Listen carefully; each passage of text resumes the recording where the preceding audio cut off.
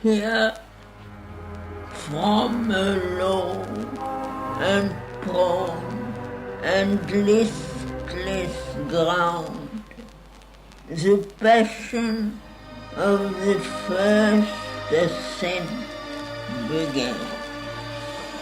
A woman in a pale, lustrous robe, the mother of the seven souls, bore the seven stabs that pierced her bleeding heart.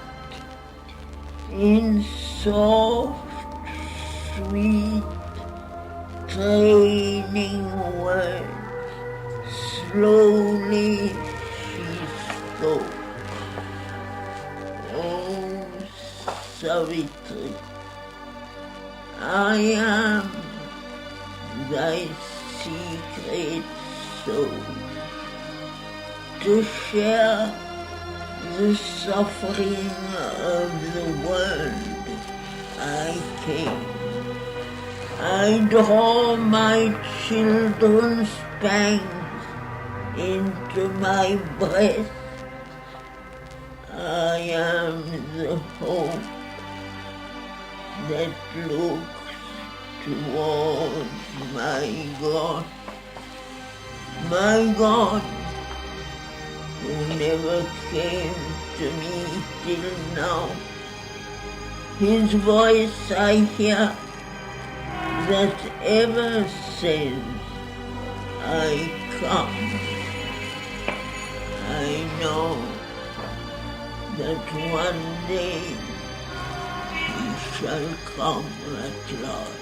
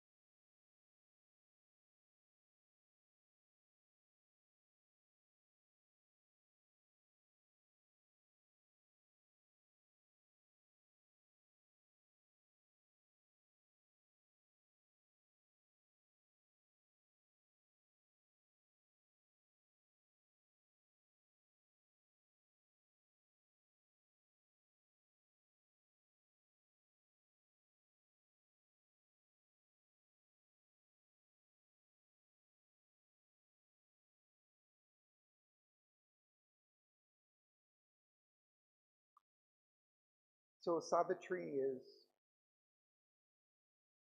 on her inner journey to her soul. She's heard a voice from the summits of her being to find her soul.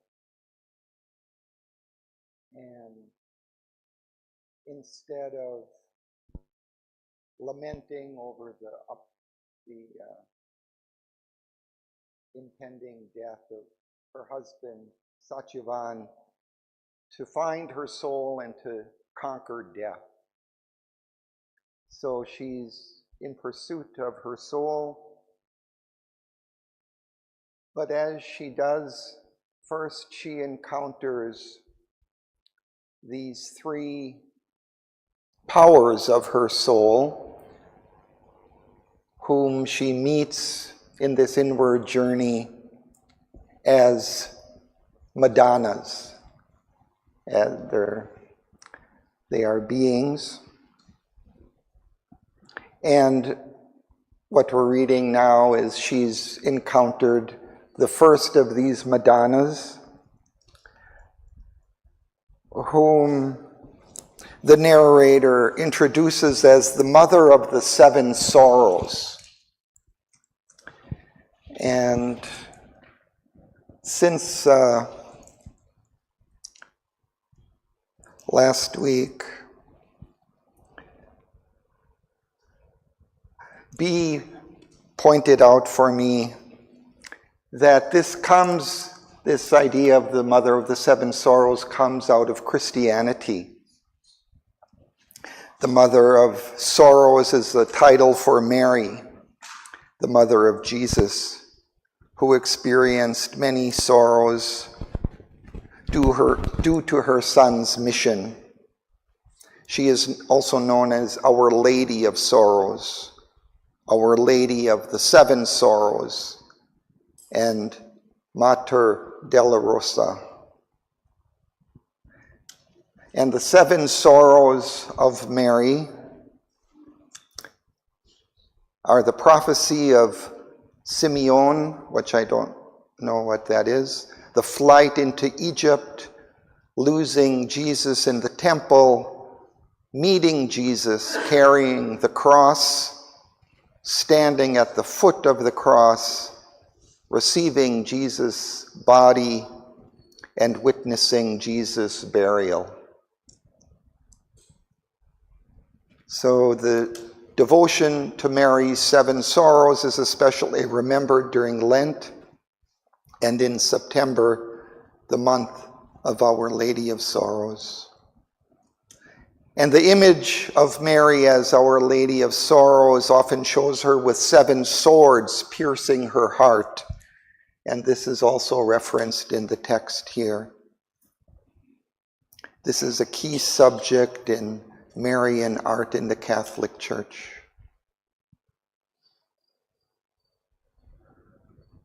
The litany to Our Lady of Seven Sorrows includes prayers such as Joy of the afflicted, pray for us, and Refuge of the abandoned, pray for us. So that's a little bit on that, which is interesting.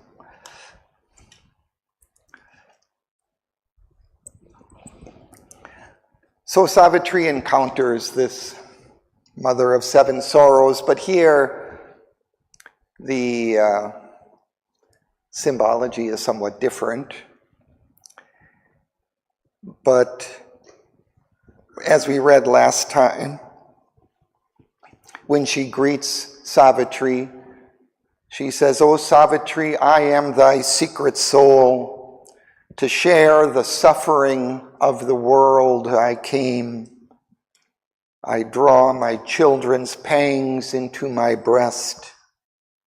I am the nurse of the dolour beneath the stars. I am the soul of all who wailing writhe under the ruthless harrow of the gods. I am woman, nurse, and slave, and beaten beast.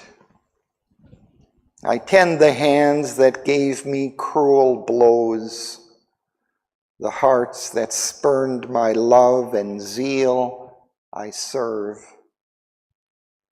I am the courted queen, the pampered doll. I am the giver of the bowl of rice. I am the worshipped angel of the house. I am in all that suffers and that cries. Mine is the prayer that climbs in vain from earth. I am traversed by my creature's agonies. I am the spirit in a world of pain. So that's where we left off last time. So we'll continue reading from there, maybe Artam.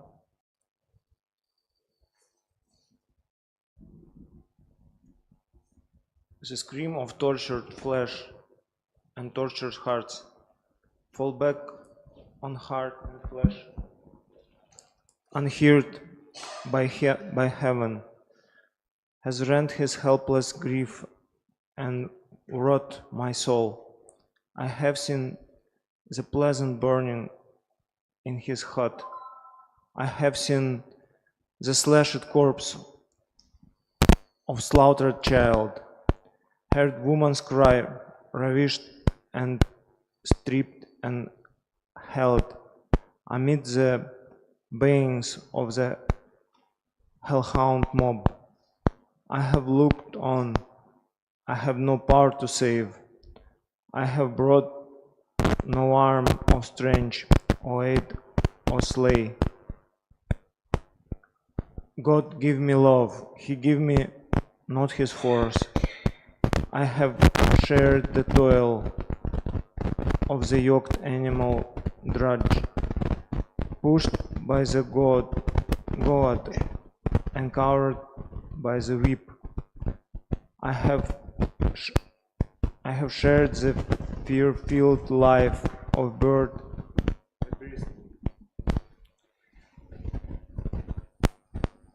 Its long, hard hunt for the day's precarious food. Its covered slink and crunch of hungry prowl. Its pain and terror seized by break and claw.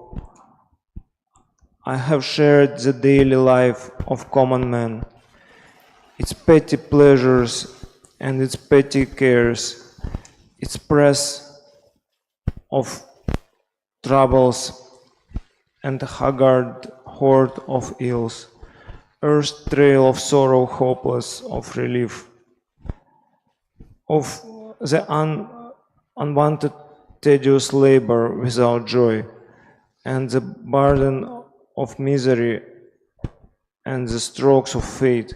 Thank you.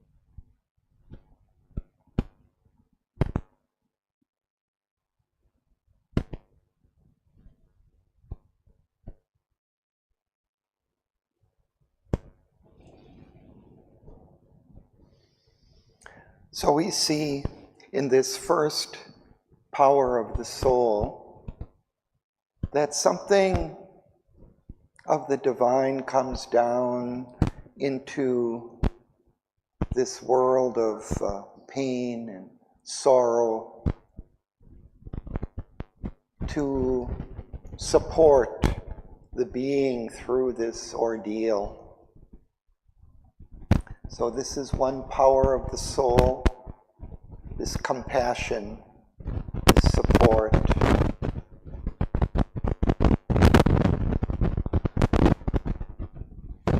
But as she says, she has the power of love, but she doesn't have the power of strength to reverse this pain and sorrow of the world.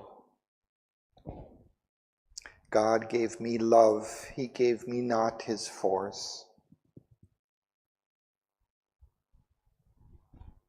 But something of the soul supports us through all of these ordeals that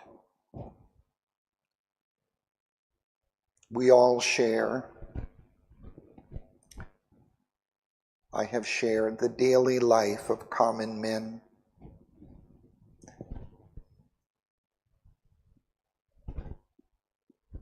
And we see not only support for humanity, but also of the animal who suffers.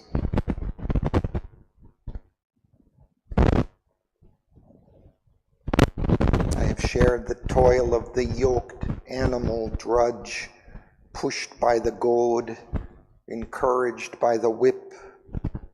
I have shared the fear-filled life of bird and beast, its long hunt for the day's precarious food, its covert slink and crouch and hungry prowl, its pain and terror seized by beak and claw.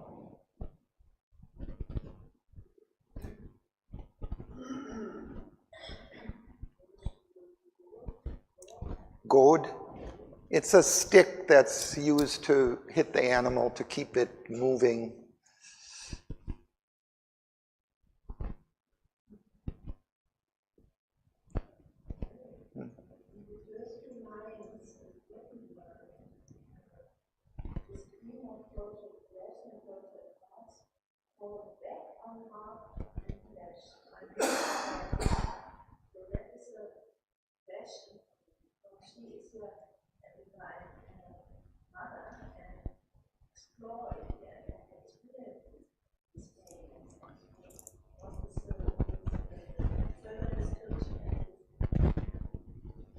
Yeah, it's this pain and suffering of human beings who may cry out to the divine for relief,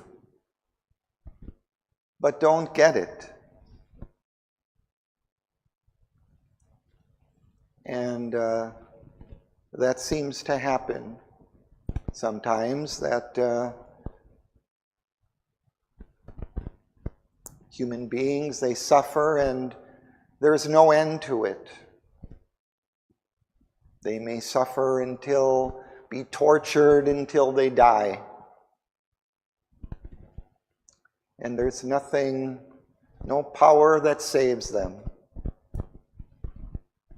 So she has the power to solace, but she doesn't have the power to save. What power she has basically? Like, we have pain, we have suffering. So what influence of force? Solace. She's there. She takes also some of that pain on herself, which may help relieve it, but she gives compassion. She comes to support, to be there, the nurse who comes and helps. She gives compassion. She gives solace. She helps people, supports them in their sorrow, in their pain, in their difficult circumstances. The priest comes to the prisoner in his cell before he's to be executed and, listens to his confession and gives him words of comfort that in heaven he'll find relief.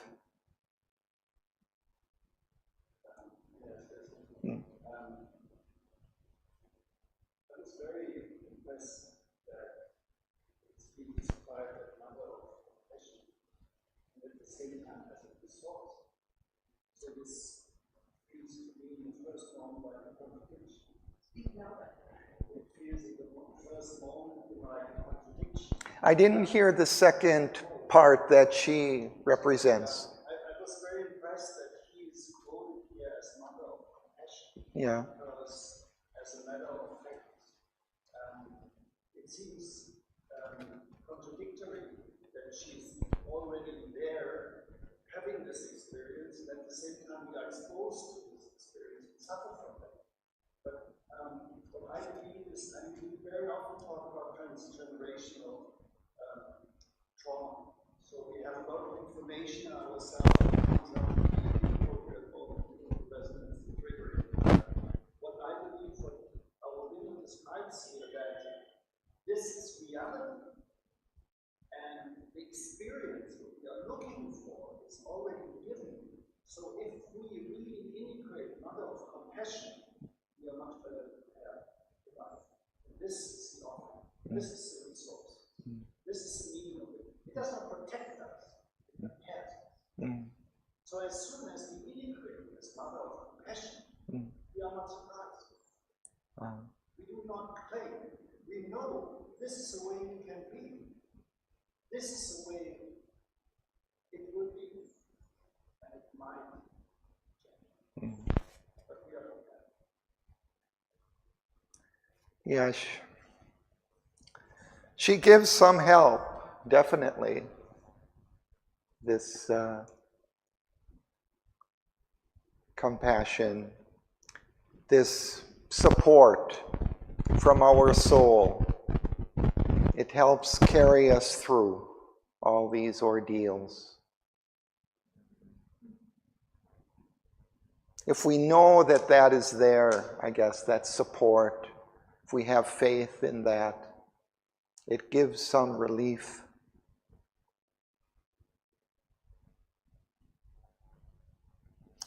But one of the things also that strikes me about this is that sensitivity and awareness that Sri Aurobindo brings to the suffering of both animals and people, that he has this deep compassion for this suffering, that he's not remote in some, higher spiritual state, far removed from all of this. That also he comes down into this suffering, and he comes to bring this strength that this Madonna is lacking at this point. He, as Savitri says, I will return, I will come back and bring this power.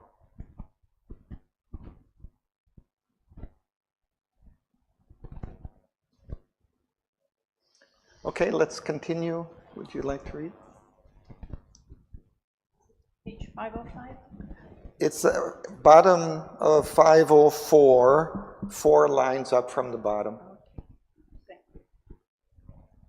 I have been pity, leaning over pain, and the tender smile that heals the wounded heart, and sympathy making life less hard to bear. Man has felt near my unseen face and hands. I have become the sufferer and his moan. I have lain down with the mangled and the slain. I have lived in the prisoner, in his dungeon cell. Heavy on my shoulders weigh the yoke of time, nothing refusing of creation's load. I have borne all, and I know I still must bear. Perhaps when the world sinks into a last deep sleep, I too may sleep a dumb eternal peace. I have borne the calm indifference of heaven, watched nature's cruelty to suffering things, while God passed silent by, nor turned to help. Yet I have cried not against his will. Yet I have not accused his cosmic law. Only to change this great, hard world of pain, a patient prayer has risen from my breasts. A pallid resignation lights my brow. Within me a blind faith and mercy dwell. I carry the fire that never can be quenched, and the compassion that supports the suns. I am the hope that looks towards my God who never came to me till now. His voice I hear that ever says, I come. I know that one day he shall come at last. Thank you.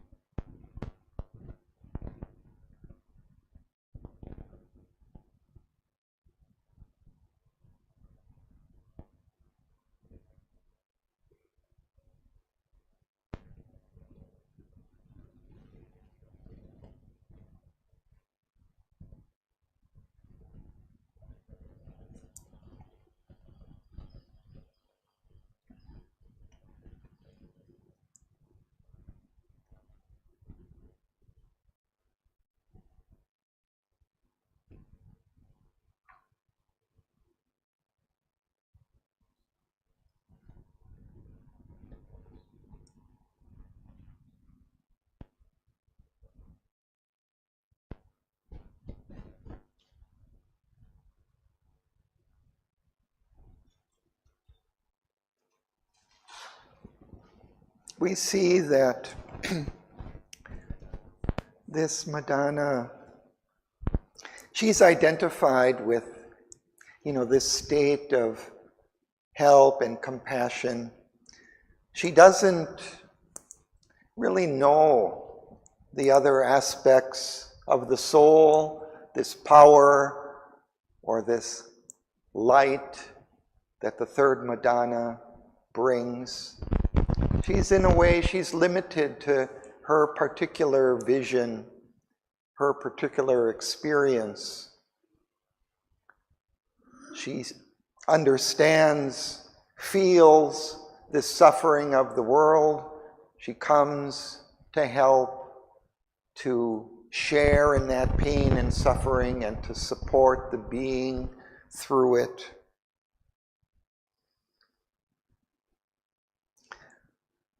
But I think, this view, like perhaps when the world sinks into a last sleep, I too may sleep in dumb eternal peace. somehow it seems maybe she doesn't see the relief that comes, that will come, or she doesn't see the power of God that will relieve all of this. She's only here now kind of supporting. I have borne the calm indifference of heaven, watched nature's cruelty to suffering things, while God passed silent by, nor turned to help.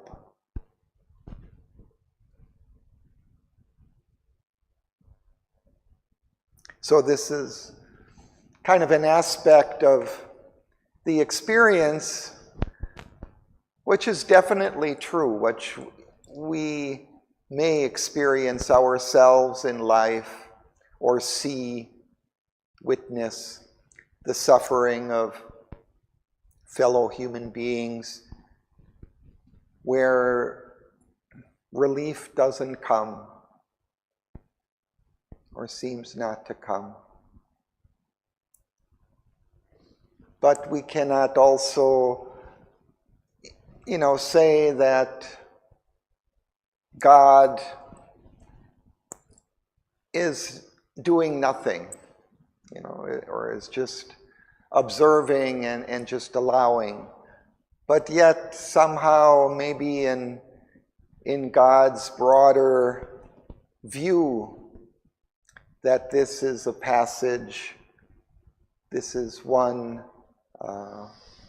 moment in time that's leading towards some greater experience, some greater transformation that's yet to come, a needed stage in the evolutionary journey,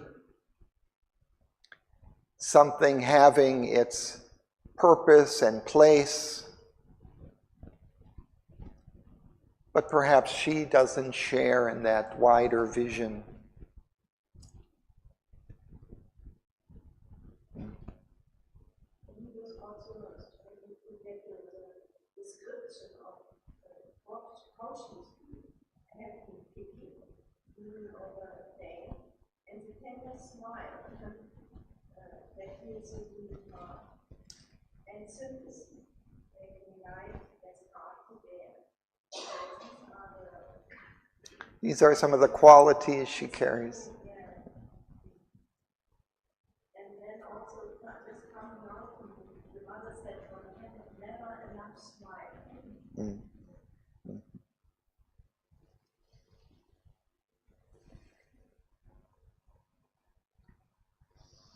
And then she says, only to change this great hard world of pain, a patient prayer has risen from my breast.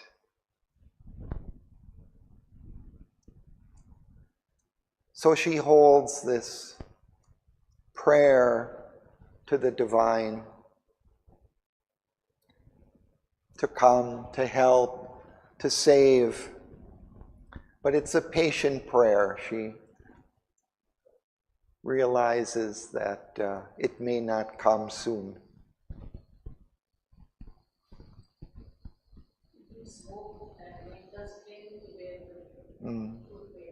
Right.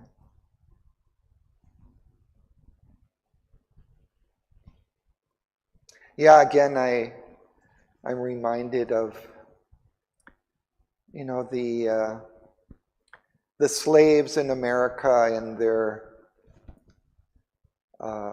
their songs, their prayers to the divine to carry them through that long suffering, but yet always kind of hopeful, always never losing faith somehow that the divine will come through, will support them. These, quite amazing, some of these songs. Amazing Grace and these kinds of songs.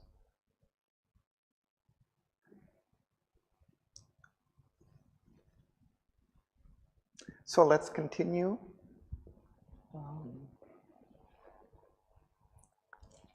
Would you like to read?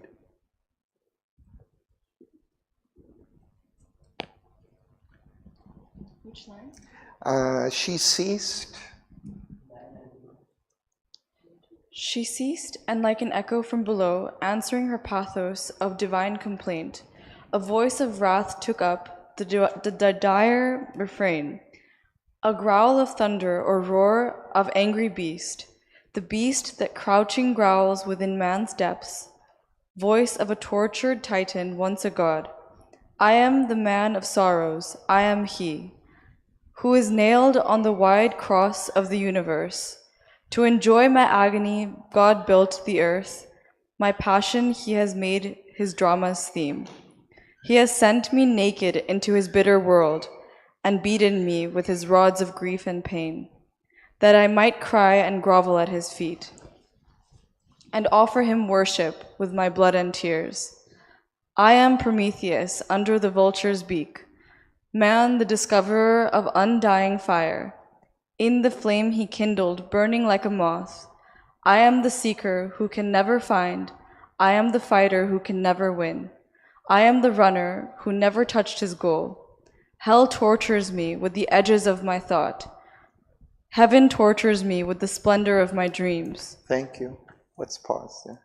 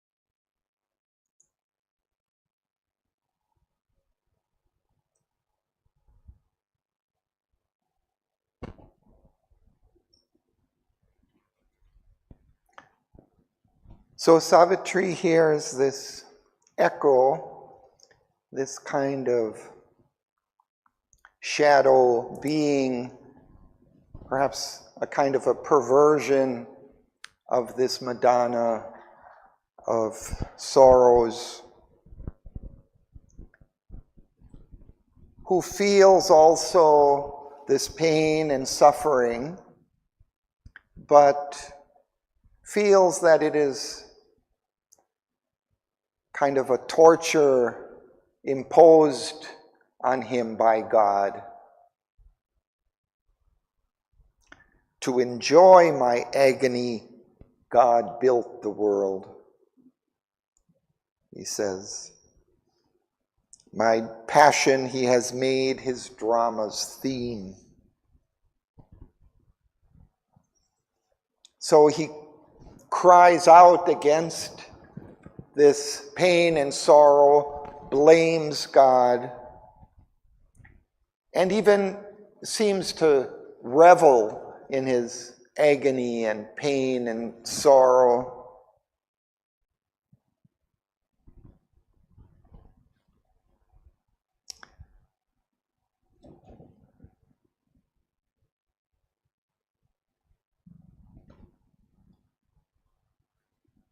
So he feels completely hopeless in that state of pain and suffering, feels it is his fate and cannot be changed. Okay, Margaret. Especially the first line,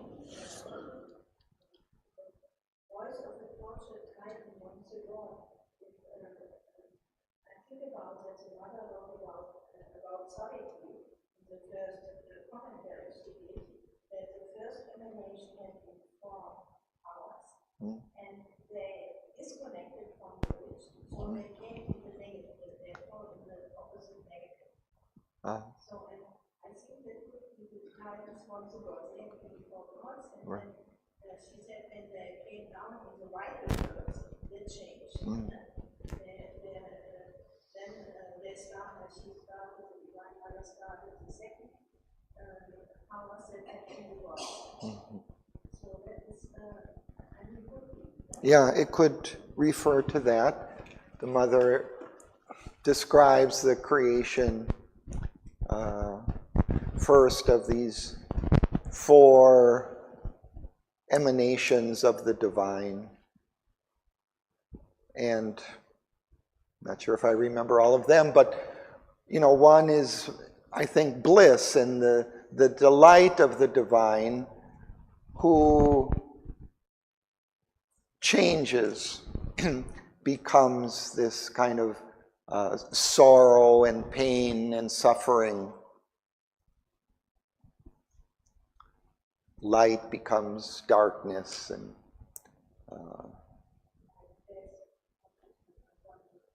power becomes weakness. So, yeah, this is why it's kind of a perversion of this higher power.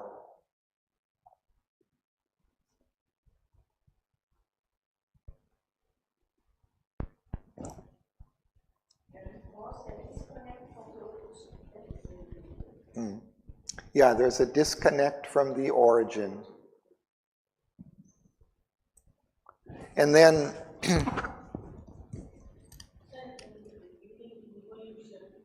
So light became darkness, light became pain, and truth became falsehood, and immortality became mortality. So this is a process. This is the process of evolution to reach the right.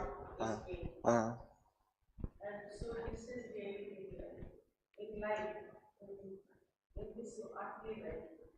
So that formed the basis, in a way, of this inconscient basis from which the evolution proceeded. And then the mother created these other gods to kind of descend and to help in this evolutionary process. Yeah.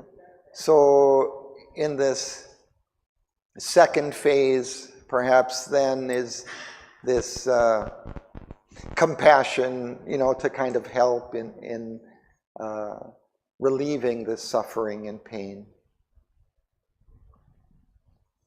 Yeah, and what she said in this text is necessary in the second power has not the second nations have not the great power. It might go to diminish the power. Diminish their independence, or something like. The first ones had complete independence, and then they turned away from the origin.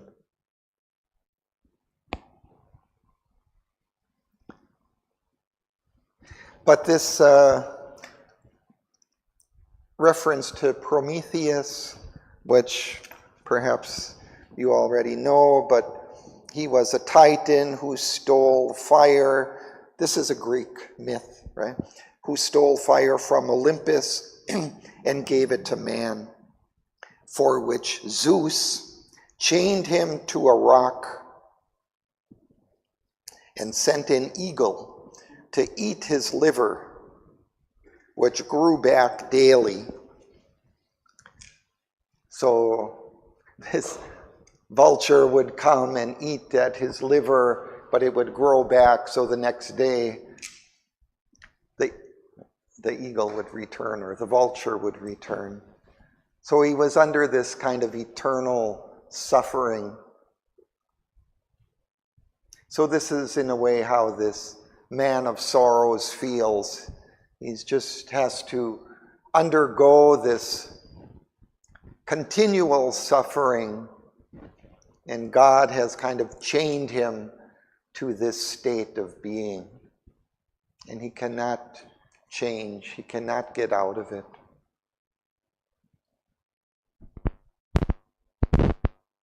Yes, for me this is a very important link to spiritual work.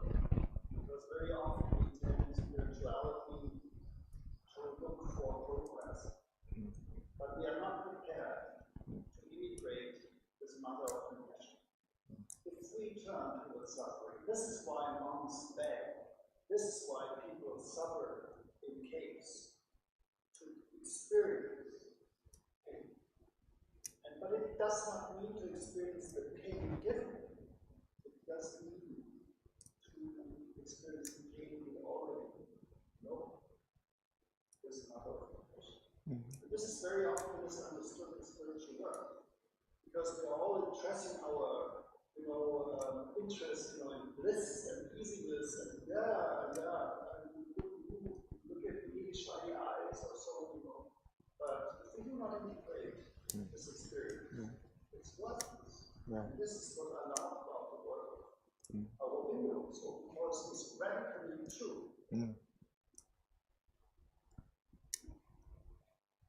Yeah, he doesn't turn away at all from the darkness that's here in the world.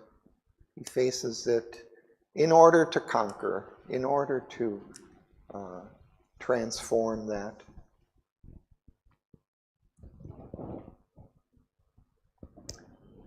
So let's continue, Margaret.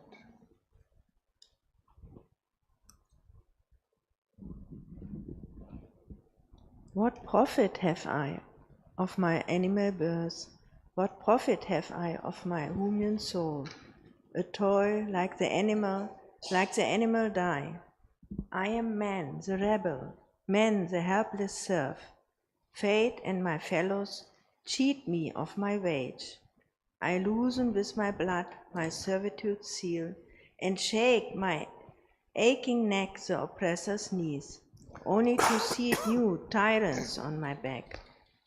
My teacher's lessons me in slavery. I am shown God's stamp and my own signature upon the sorry contract of my fate. I have loved, but none has loved me since my birth. My fruit of works is given to other hands. All that is left me is my evil thoughts, my sordid quarrel against God and man. And why of the riches that I cannot share?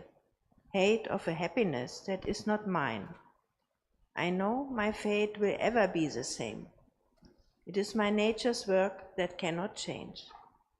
I have loved for mine, not for the beloved's sake. I have lived for myself and not for others' lives. Thank you.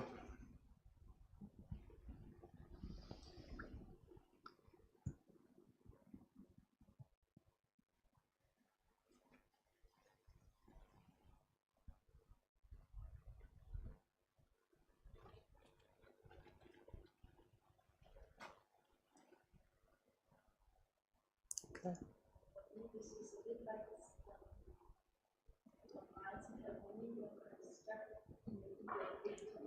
Yeah.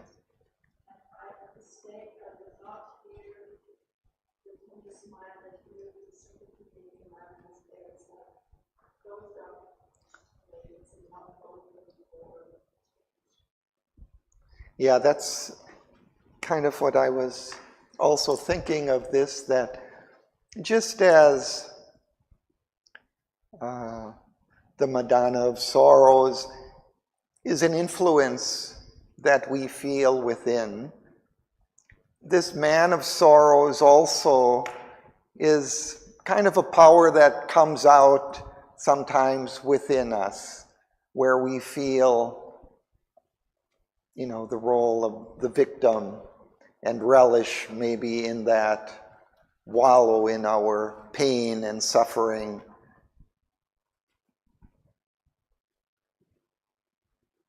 So sometimes people also will be more under the influence of this Man of Sorrows. Because I'm reminded that Sri Aurobindo would sometimes kind of kiddingly mock Narodbaran and call him the Man of Sorrows, because he had this kind of depressive tendency where he could also kind of sink into this feeling of victimhood.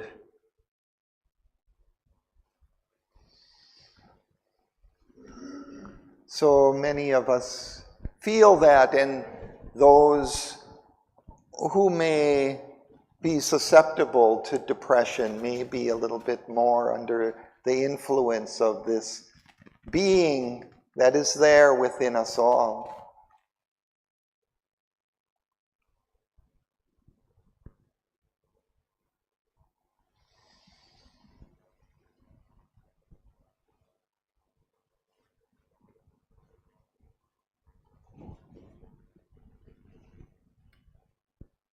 And then these other kind of qualities that he mentions: envy of the riches I cannot share, hate of a happiness that is not mine. These two we may sometimes feel, experience.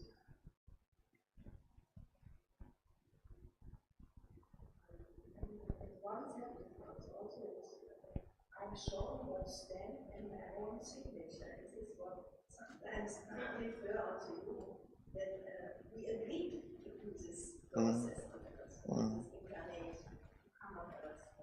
Then,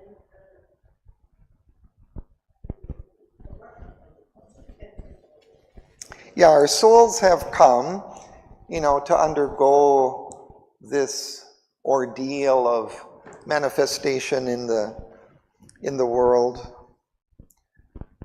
But here also, it seems as if this being kind of takes up some responsibility and blames perhaps himself for his state, and perhaps that's true, but like these last lines, I have loved for mine, not for the beloved's sake.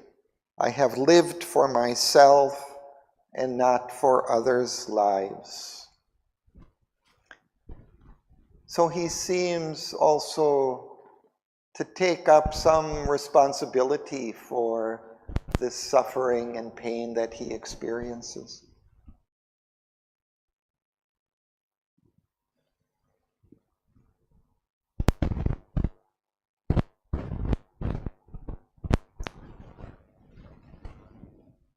We would continue, but Suresh is not here. Maybe you want to take the microphone?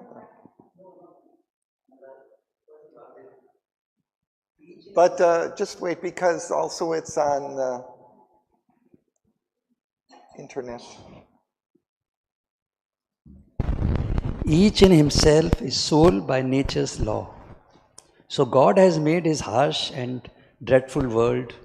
So has he built the petty heart of man. Only by force and ruse can man survive. For pity is a weakness in his breast.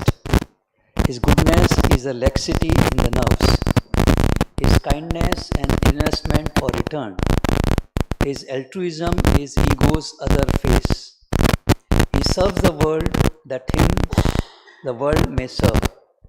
If once the Titan's strength could wake in me, if Enceladus from Etna could arise, I then would reign the master of the world and like a god enjoy man's bliss and pain. But God has taken from me the ancient force.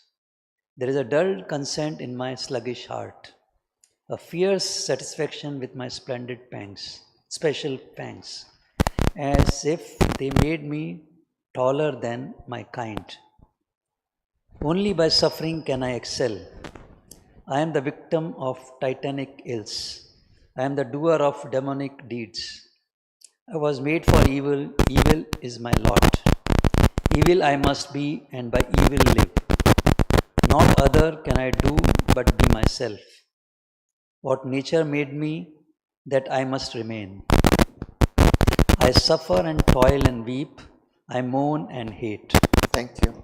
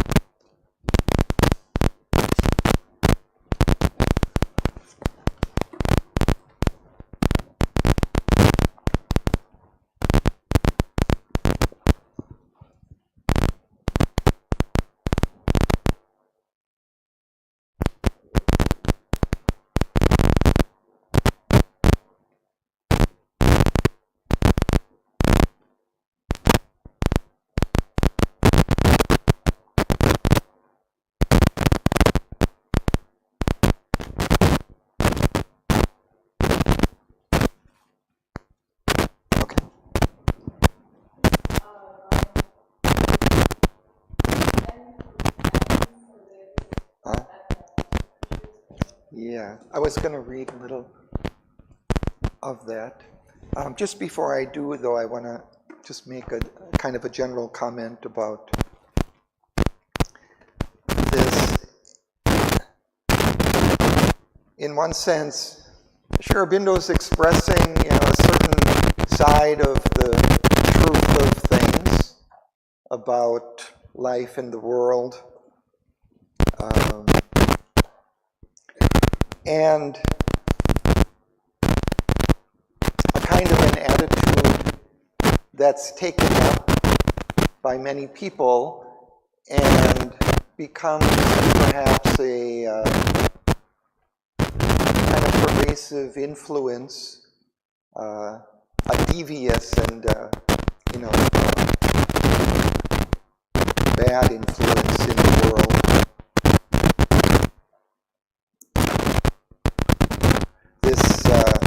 This idea that man is weak, so has he built the petty heart of man. Only by force and ruse can man survive, for pity is a weakness in his breast, his goodness is a laxity in the nerves, his kindness and investment for return, his altruism is ego's other face. He serves the world, that him the world may serve. But we can kind of see, for example, this kind of attitude that, man is at its core kind of weak or evil and not good. And so what does it matter? I will do what I can. I will use my force. I will use my ruse, my cunning to get what I can from the world, from life. Because this is what I am after all. This is what life is. And so it may be this kind of influence underlying much of the evil in our world.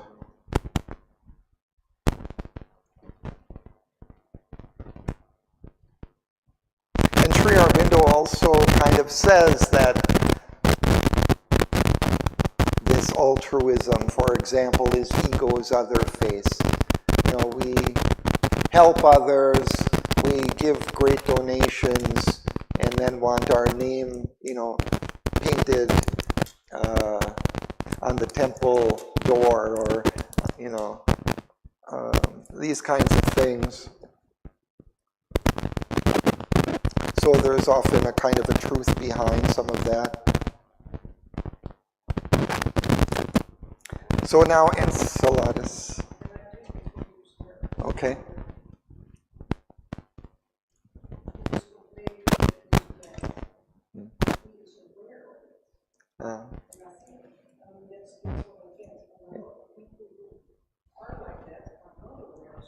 Yeah. Mm-hmm. Yeah, he does seem to be able to articulate it quite well, which most people would not. But yes.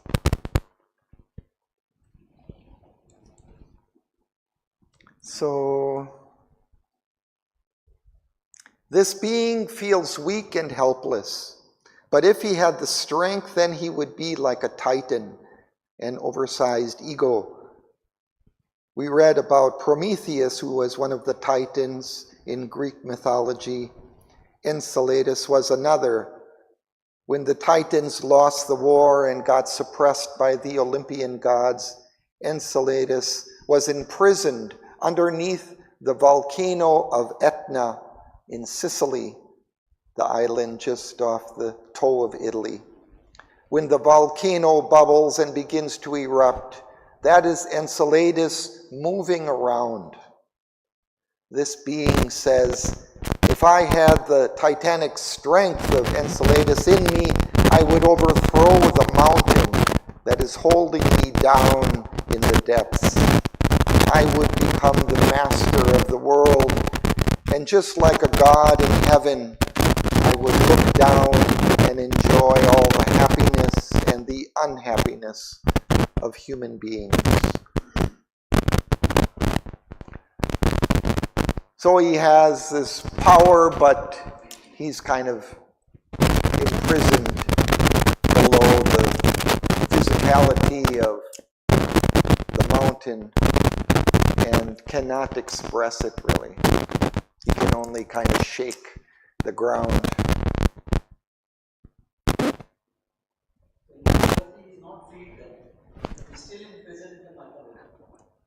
I think so, yeah. So he's complaining also. He doesn't have the strength.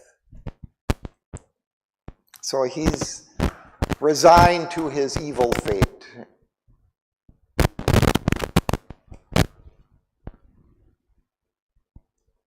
What nature made me, that I must remain. I suffer and toil and weep. I moan and hate.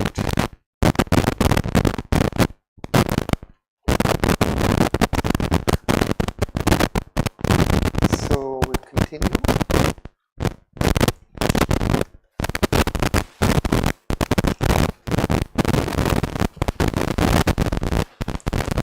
And Savitri heard the voice, the echo heard, and turning to her being of pity, spoke. Madonna of suffering, mother of grief divine, thou art a portion of my soul, put forth to bear the unbearable sorrow of the world. Because thou art, men yield not to their doom, but ask for happiness and strive with fate. Because thou art, the wretched still can hope. But thine is the power to solace, not to save. One day I will return, a bringer of strength, and make thee drink from the Eternal's cup.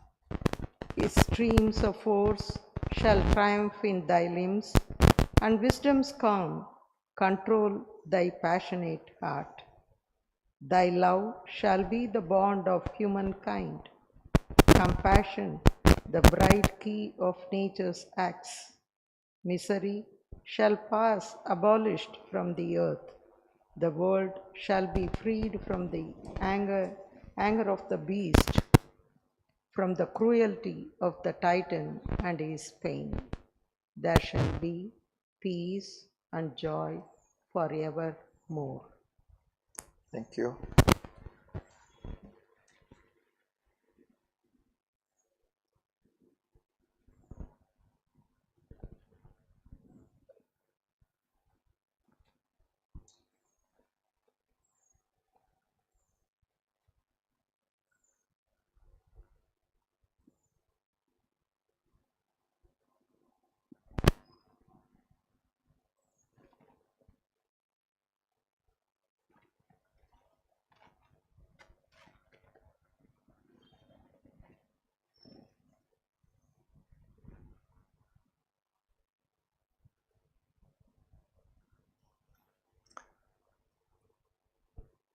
So Savitri speaks to this Madonna, understands that she is a portion of her soul put forth to bear the unbearable sorrow of the world.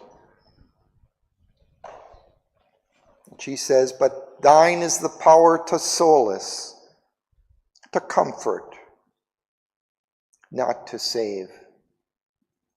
One day I will return, a bringer of strength, and make thee drink from the Eternal's cup. His streams of force shall triumph in thy limbs, and wisdom's calm control thy passionate heart.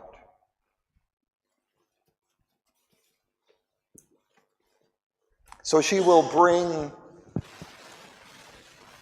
a Also, these other powers of her soul, which she is going to meet in the next two Madonnas, both strength and wisdom. And perhaps she'll bring something more from the transcendent realms.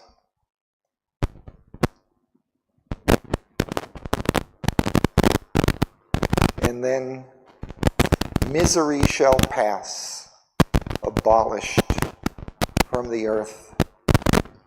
The world shall be freed from the anger of the beast. This beast, this Titan, who is chained, feels chained to his pain and suffering, and cries out in anger against God.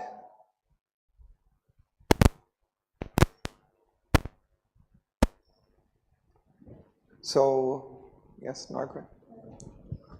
And also from the concept question, we started before all the, the long evolution story of the life force, and how the simple first form of life and then the simple first form of human being was not highly developed, has to develop slowly. And here, how you then see this the role of other suffering compassion in this relation. Yeah, that's that larger vision of Sri Aurobindo and that he brings. So he sees this long evolutionary course starting from the inconscient, starting from darkness, and journeying all the way to an embodied divine life on earth. But in this long journey, pain, suffering come in the beginning. He says, first pain was born, then only joy could be. So pain arises first out of this inconscient basis, because it's still dark, it's still unconscious, it's still weak.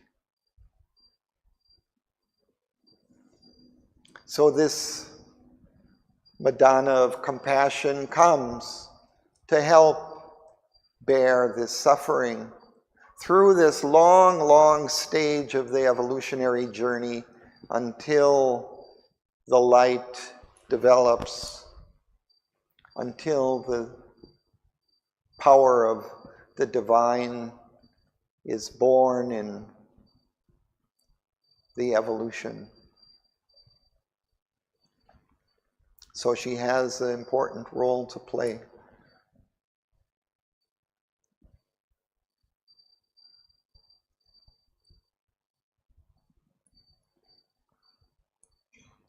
Unfortunately, this Titan, who feels only this pain and suffering and cannot see its end, he rebels against all, against God,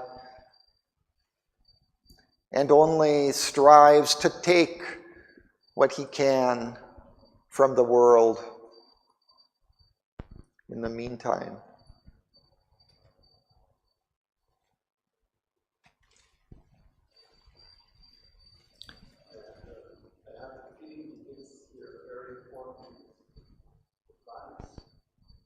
Says, and wisdom's path control compassion and heart. Very often we address a lot of hope, heart, because this is what feels, movement. It's very important. So, yeah, I'm not exactly sure what you're getting at, but it sounds as if this compassion that we feel, we can share, for example, the pain of others, but we may lack that calmness, that wisdom, which maybe sees also the place of that suffering in the world, like that larger vision that Margaret is referring to, that pain and suffering also may have a role to play in things, that this life divine, which is to come, required that pain and suffering. And if we have that larger vision, it can bring us something of the calm, of the divine, that wider view of things. Not just kind of rushing out to help immediately this one particular instance of suffering that we are witnessing. Because we can't really, we can't relieve all of the suffering in the world. We may be able to help here or there. But if we bring also that wider vision, that calm, and if we can perhaps bring that also to others, but not only that, but also the strength that's needed. Here I'd like to be devil's advocate. As a person has not experienced this suffering and pain, does his evolution be affected by that? Or maybe that will not be affected? Be affected? I'm not sure what. Be affected? Sorry? Affected? What are you saying? Yeah. Supposing a person has not been experienced this pain and suffering in this life, so does his evolution for a higher consciousness will be affected adversely? He has not suffered all these pains and suffering, but he's happy life, joyful life, but he may be rising to a higher consciousness more evolution. Well, our evolutionary journey isn't confined to one life. Yes, no? So we may have a particular life where we're relieved of suffering, but we may experience it also in others.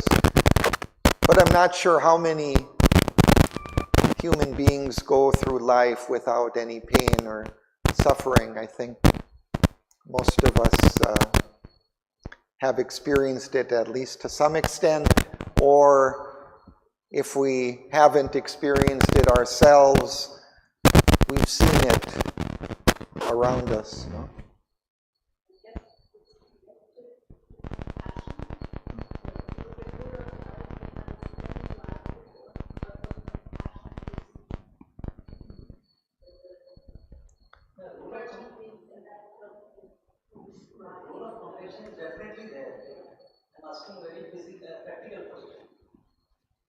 Well, I think I was just reading.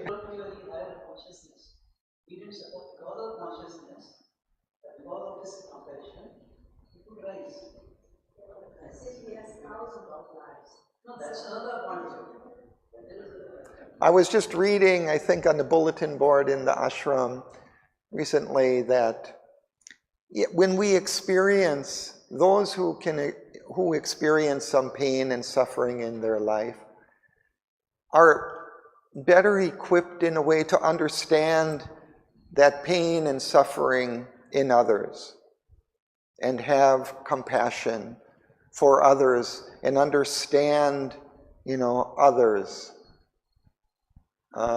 If we never experience that, we may, have less of that understanding and compassion. And also just, for the limitations of others. If we can see and experience our own limitations, our own foibles, our own mistakes in life, we're better equipped to have compassion for those things, understanding for those things in others. The mother was referring to that.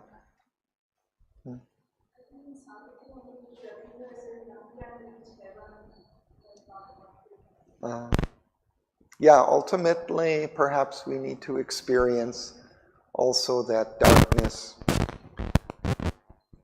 in order to transform it, because it's a part of our being. You know, we have all of these states of consciousness within us from the darkness. Even though we've evolved out of matter, we still have this material basis in our bones, in our bodies. And that's why, you know, we are mortal, and we experience pain, we experience illness, we experience, you know, our impending death and the deaths of others around us. So we have all of these states within our being, and we can't really run away from it. Ultimately, the necessity is to transform all of that, to bring the divine consciousness down into our cells, into our physicality, in order to transform it, rather than to escape from it into some higher state.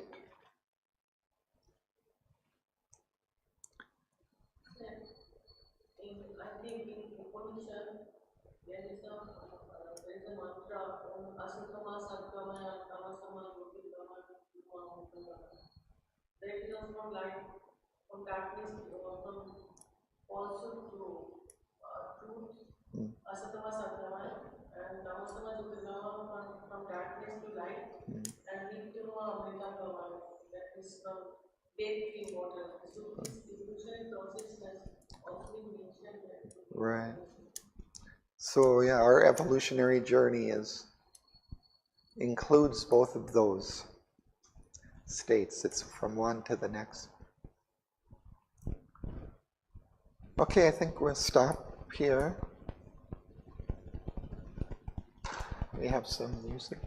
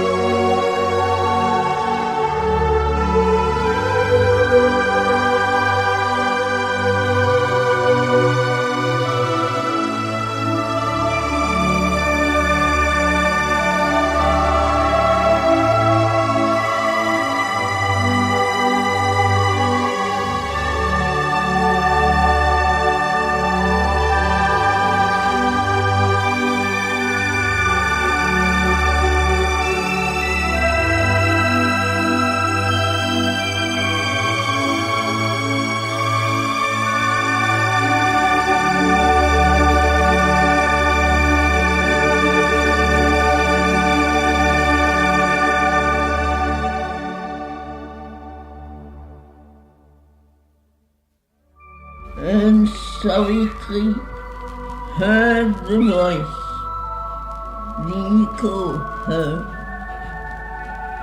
and turning to her being of pity, spoke, Madonna of suffering, Mother of grief divine, thou art a portion of my soul, put forth to bear the unbearable sorrow of the world. But thine is the power to solace, not to save. One day I will return, a bringer of strength, and make thee drink from the eternal cup.